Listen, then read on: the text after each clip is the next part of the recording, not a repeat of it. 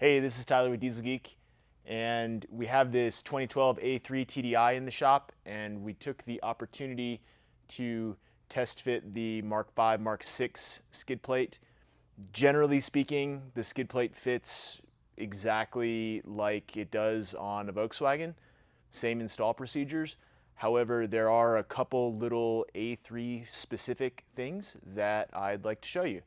So we're going to take the plate down and point those out in detail so that if you have one of these A3s, roughly 2006 through 2013, you can go ahead and use our Mark 5 Mark 6 Panzer skid plate.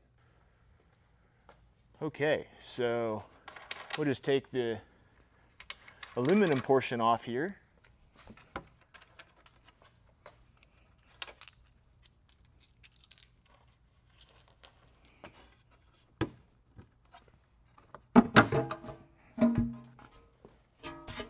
As you can see, the factory belly pan integrates nicely with the aluminum Panzer plate. On the TDIs, you have the full length belly pan. The gasoline cars, it's only a partial, but either one works.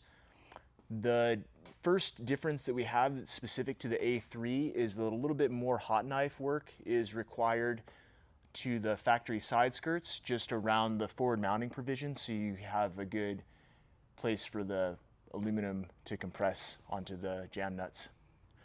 Next, we'll take the factory belly pan down, and I'll show you a couple more differences that are specific to the A3.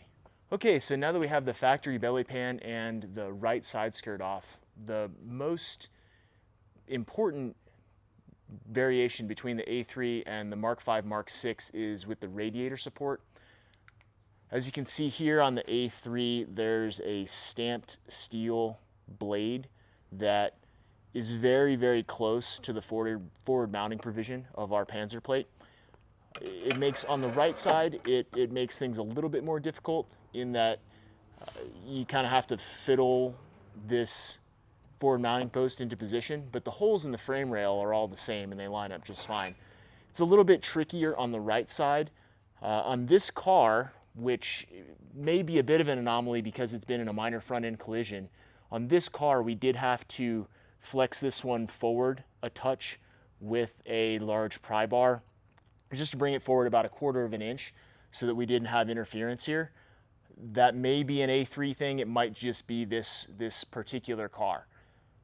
The last little piece of the puzzle, which is really not much of a concern, we ran into it on the A3, or you run into it on the A3, there's one of the bolts for the bumper blade that interferes with your tool as you're reaching up to torque the rib nut, and so on the Mark 5 Mark 6 you just have to roll that guy out a little bit. And on the Volkswagens you can reach through the grill piece. On the A3 you can't, and so you can either pop the grill piece forward or you can take down this subvalence here and reach up with your 16mm wrench.